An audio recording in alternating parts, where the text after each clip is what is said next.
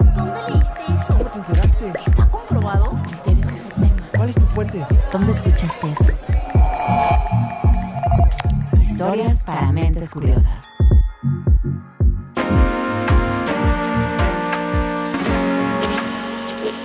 A ver, ¿qué es el maíz transgénico? Los productos transgénicos no generan absolutamente ningún daño. La polémica en torno al maíz transgénico. Los transgénicos llevan años en boca de todos, literalmente. Estoy casi segura que tú, como yo y el resto de la humanidad, hemos comido algún alimento derivado de un cultivo de este tipo, pero también están en boca de todos porque hablamos mucho de este tema, generalmente de manera polarizante y a veces hasta a gritos. Pareciera que estás a favor o estás en contra y que no hay más.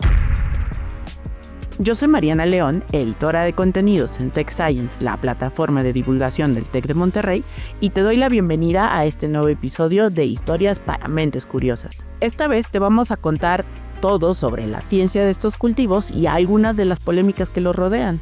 Es un tema muy complejo en el que se involucra no solo la ciencia, sino la economía, la bioética y hasta la política. Así que si quieres entender por qué se genera tanto debate, quédate con nosotros. Comenzamos. Historias para mentes curiosas.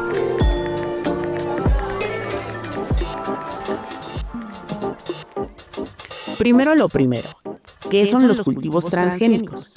Bueno, son un tipo de organismos genéticamente modificados conocidos como OGM. A los OGM se les cambió su genética mediante métodos de bioingeniería que rebasan o superan las formas naturales de la reproducción de las especies. Es decir, a los OGM se les añadieron, quitaron o cambiaron genes específicos a través de la biotecnología. Al ver a cualquier perro, especialmente alguna cruza rara de aspecto peculiar, podrás decir, pero si los seres humanos llevamos cambiando la genética de las especies durante miles de años. Y sí, es verdad. La humanidad desde hace muchísimo ha hecho cruzas para obtener, por ejemplo, diferentes razas de perros o cultivos con ciertas características. Pero estos no son ejemplos de OGM, pues el método con el que se crearon fue a través de cruzas, como las que ocurren en cualquier especie con reproducción sexual. Los métodos que se usan para hacer OGM modifican directamente sus genomas. Pues mira, es muy interesante la historia de lo que ahora llamamos transgénicos, pero que en realidad lo correcto es decir organismos genéticamente modificados. Es una manera de acortarlo, de decir solamente transgénicos, pero la realidad es que organismos genéticamente modificados es un nombre que agrupa muchísimas tecnologías y transgénicos es una sola de ellas. Escuchemos a Ana Begier, jefa de Laboratorio de Genética de la Conservación del Instituto de Biología de la Universidad Nacional Autónoma de México. Mi laboratorio es el Laboratorio de Genética de la Conservación, que está en el Jardín Botánico. Y mis líneas de investigación siempre han estado orientadas a entender cuáles son los procesos que originan y mantienen la diversidad para poder hacer estrategias que alejen las amenazas para la conservación de la diversidad. Y yo estudio exactamente cuáles son los impactos que están teniendo esos organismos genéticamente modificados en el ambiente para el manejo más fácil en el campo de la alimentación, ¿no? Entonces hay que separarlo.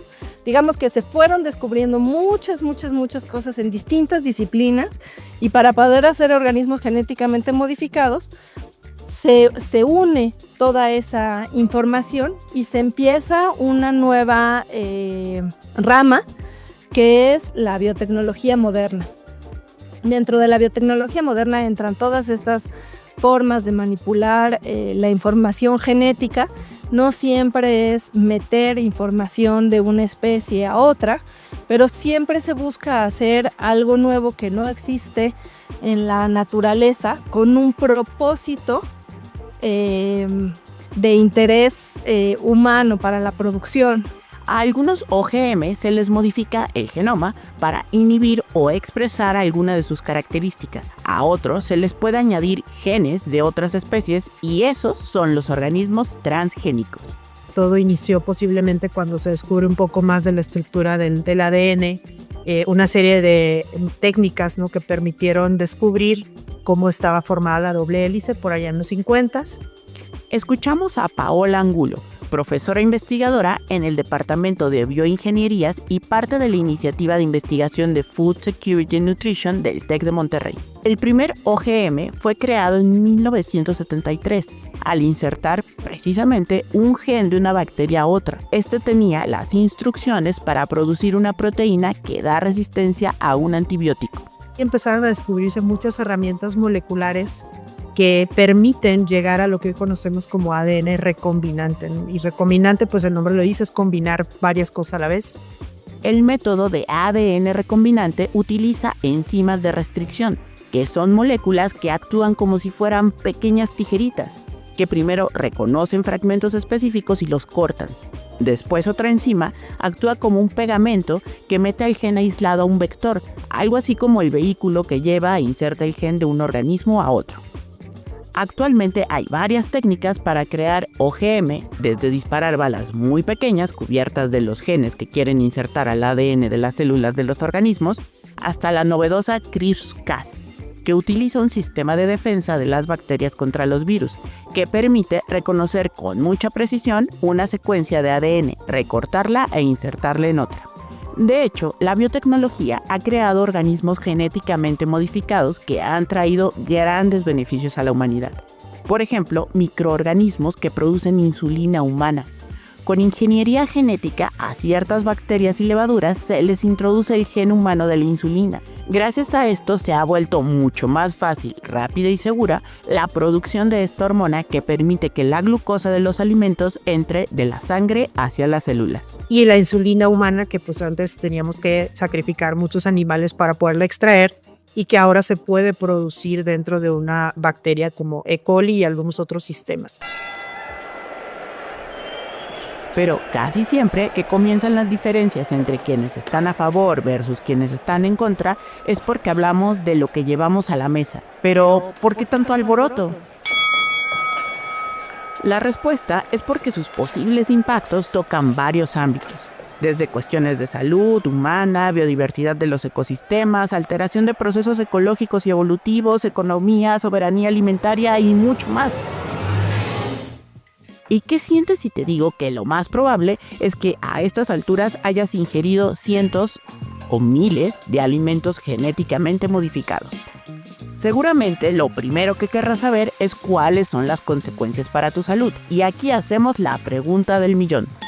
¿Comer transgénicos nos hace daño? Esto dice Paola Angulo. Hay muchos estudios que han avalado que hasta el día de hoy no hay realmente un estudio científico que diga que pues, los transgénicos tienen un efecto negativo en la salud. Y sí, así es. Hasta ahora no hay evidencia de que los OGM provoquen daños a la salud.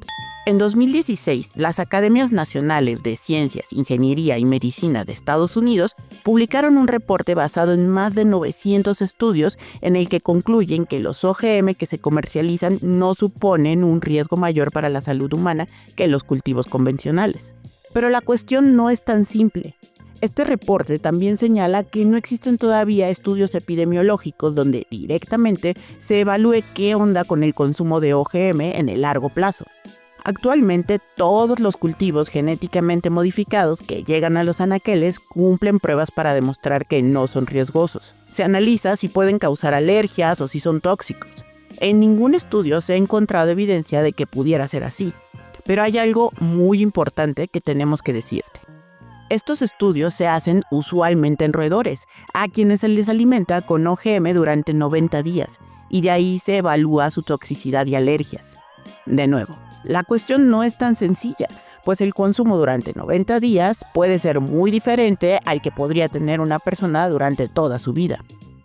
Así reflexiona Begier, investigadora de la UNAM. No se puede afirmar ni negar que serían buenos o malos para nuestras maneras de alimentación. Pensemos en un ejemplo muy claro que comienza 10.000 años atrás, en lo que hoy conocemos como México. Ya llegaron sus ricos y deliciosos tamales oaxaqueños.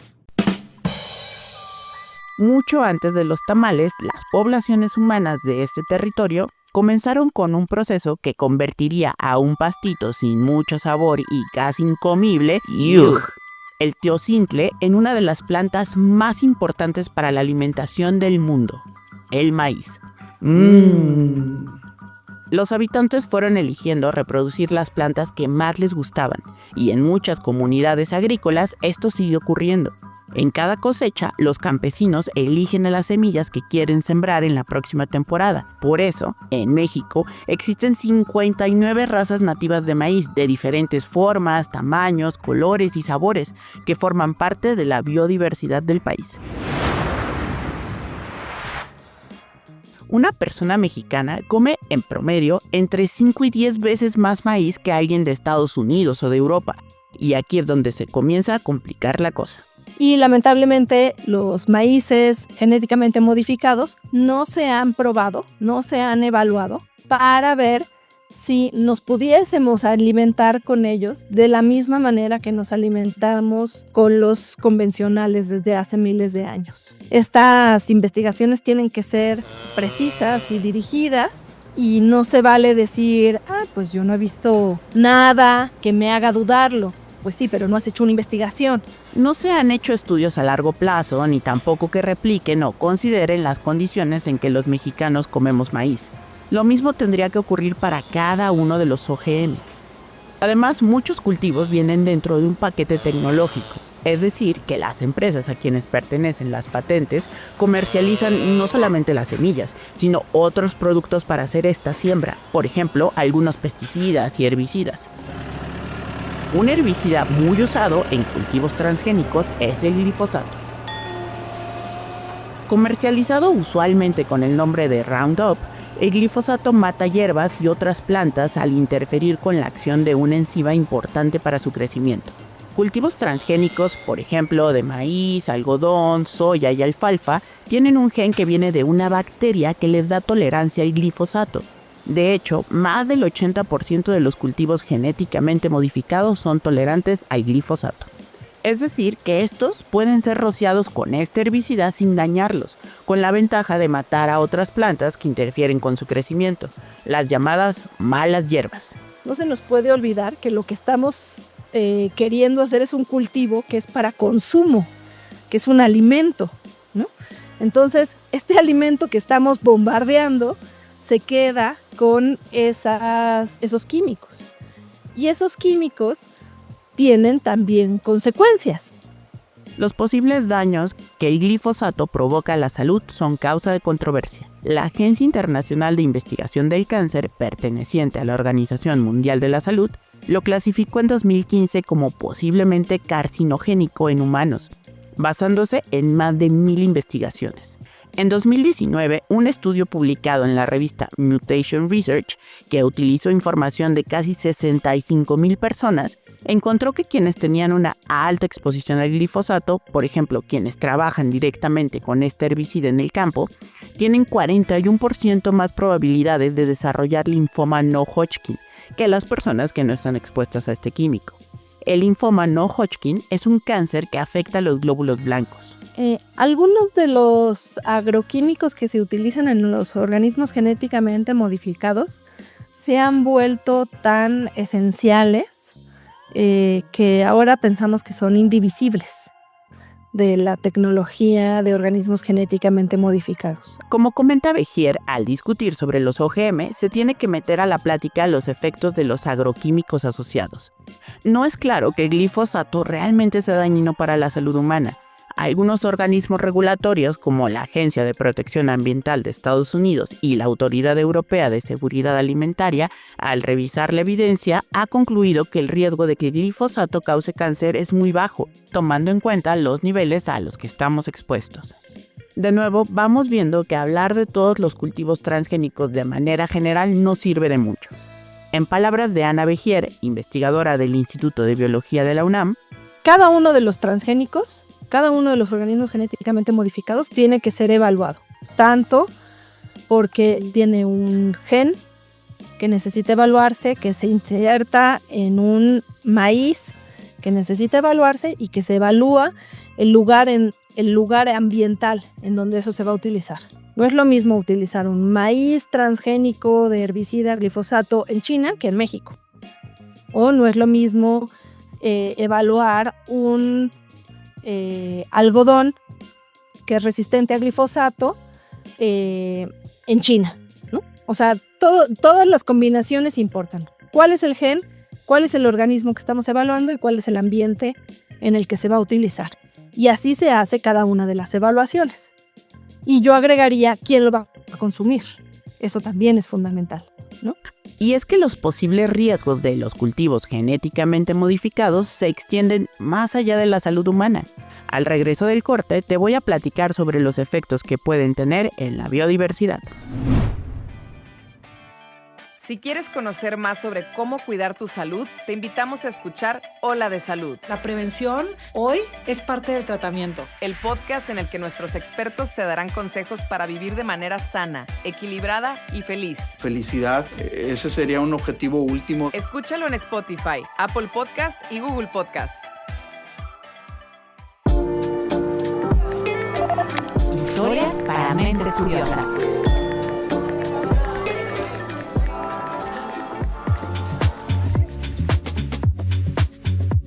Estamos de regreso en Historias para Mentes Curiosas. Queremos hablarte sobre algunos de los impactos negativos que pueden tener estos cultivos en los ecosistemas y en la biodiversidad, relacionados con el uso de los químicos, en particular del glifosato, el herbicida más utilizado. Una de las principales preocupaciones en este aspecto es la evolución de hierbas resistentes. Los organismos genéticamente modificados en los cultivos lo que ofrecen es una manera de solucionar los problemas contra plagas y malezas, que es básicamente llamado una carrera o un conflicto armamentista. Quiere decir que cuando uno pone una resistencia, el otro saca un arma más fuerte. Y entonces cuando se acostumbra, saca un arma más fuerte. Existen otros métodos que vienen de prácticas tradicionales o agroecológicas que buscan controlar estas hierbas sin el uso de herbicidas. Por ejemplo, comiéndolas. ¿Has probado una alegría, esos dulces tradicionales mexicanos hechos de amaranto y miel? Pues el amaranto es una pesadilla en otros países, de las principales amenazas para la agricultura, especialmente en Estados Unidos. Se le considera una mala hierba mega agresiva, pues crece súper rápido, hasta 2.5 centímetros por día, agotando los recursos destinados a los cultivos que invade.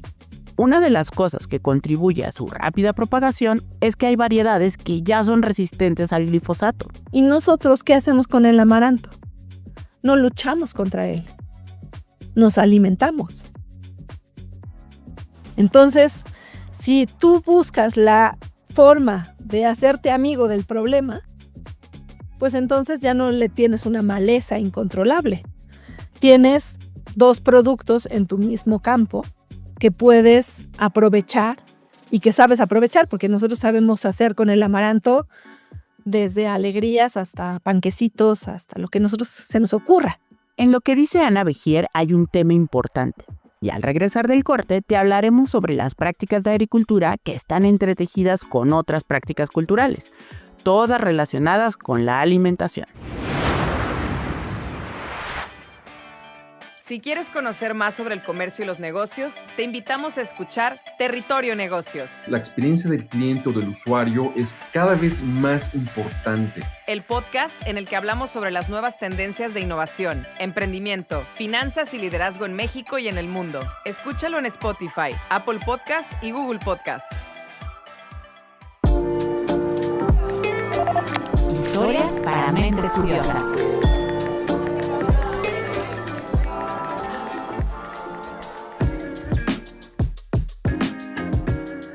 Estamos de vuelta en Historias para Mentes Curiosas y queremos contarte que los cultivos GM se reproducen de la misma manera que los demás, a través del polen, que se dispersa por diversos medios, por ejemplo, a través de insectos o viajando en agua o en el viento.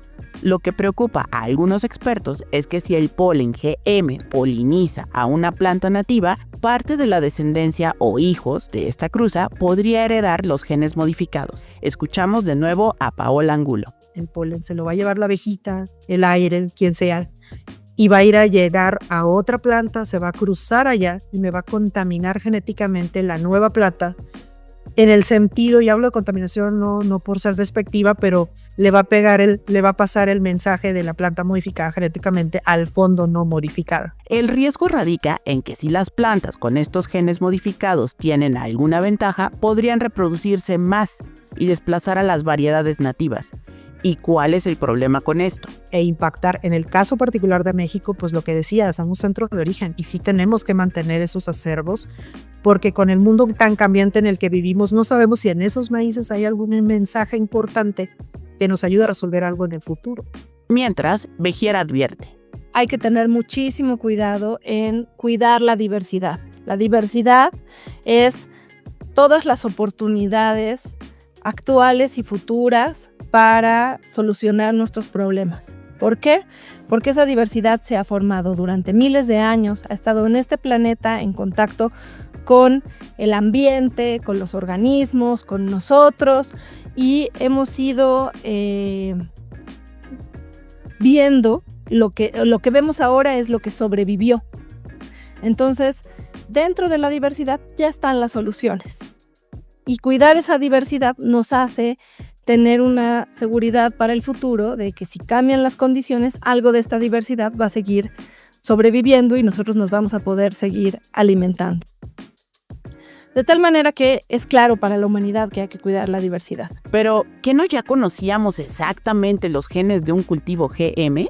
Resulta que la genética no es así de lineal, sino que es compleja. Al modificar los genes de una especie, puede que no solo se estén modificando los rasgos que creemos, puede haber efectos que no se tenían considerados y que no son evidentes en el corto plazo. Ana Bejier y sus colaboradores investigaron si los cultivos GM presentan diferencias inesperadas.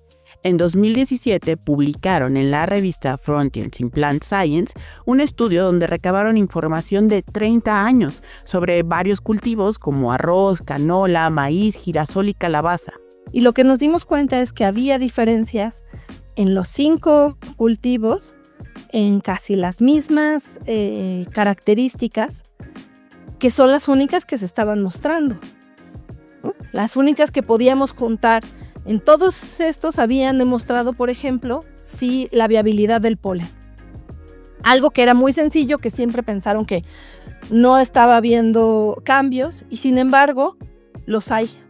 Lo que hicieron fue comparar diversos rasgos que podrían tener efectos evolutivos entre cultivos GM y sus contrapartes nativas. Se tuvo que juntar 3 décadas de trabajos publicados para poder demostrar que sí ocurren cambios, que al después estos organismos escaparse y estar libres en la naturaleza y multiplicarse sin que nosotros los podamos ver, pueden estar causando efectos que no convienen a la diversidad, porque están cambiando la evolución, están cambiando las características de la adecuación de quiénes son los que van sobreviviendo a las siguientes generaciones.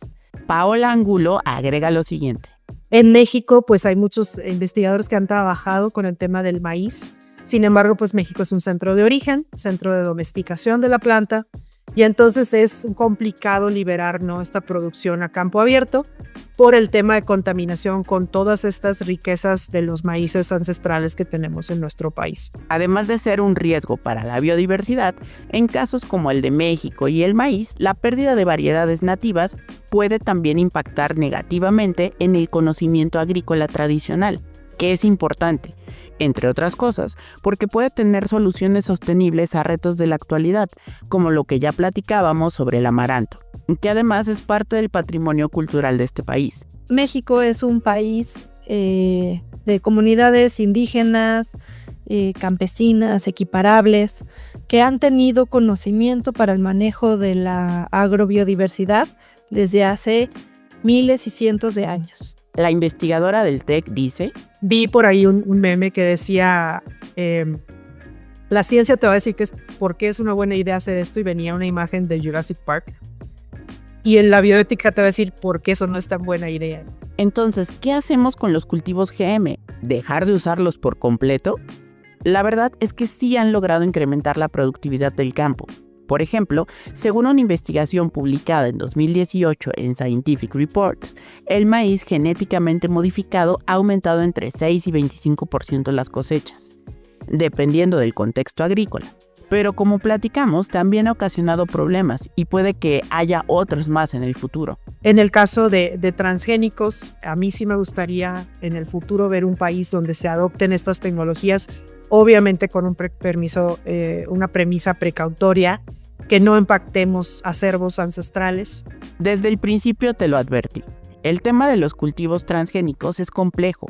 Cada cultivo GM tiene sus particularidades y debe ser analizado por separado, considerando sus impactos específicos en la agricultura, el medio ambiente y las poblaciones humanas.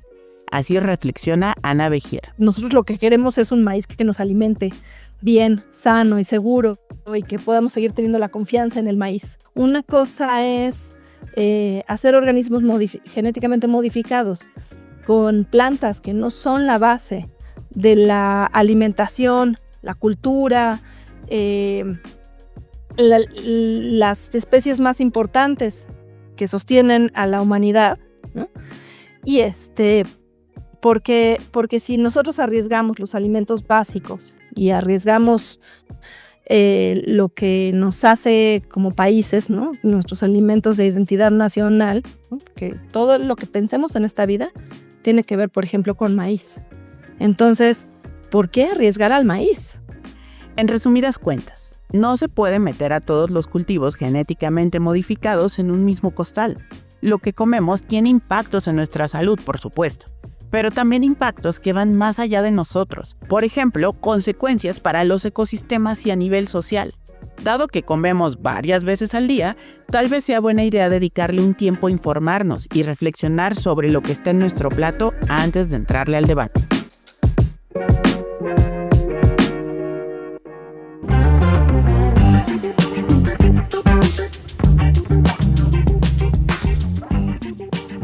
Esto fue Historias para Mentes Curiosas. Agradecemos a las expertas en organismos genéticamente modificados y transgénicos, Paola Angulo, profesora e investigadora del Departamento de Bioingeniería del TEC de Monterrey, y Ana Vejier, investigadora del Instituto de Biología de la Universidad Nacional Autónoma de México. En este episodio participamos Estefanía Camacho con las entrevistas, Alejandra Ortiz Medrano con el guión, una servidora realizó la edición y Orlando Oliveros se encargó de la producción y la dirección de voz. Yo soy Mariana León y antes de irme quiero recordarte que Tech Science es una plataforma web donde publicamos diariamente historias de ciencia e investigación. Si no la conoces, ¿qué esperas? También te puedes suscribir a nuestro newsletter semanal y seguirnos en nuestras redes sociales. Muchas gracias por haberme acompañado y nos escuchamos muy pronto.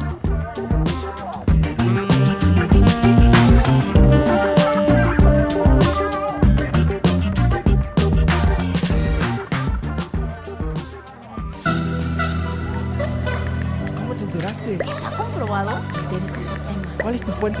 ¿Dónde escuchaste eso? Historias para mentes curiosas.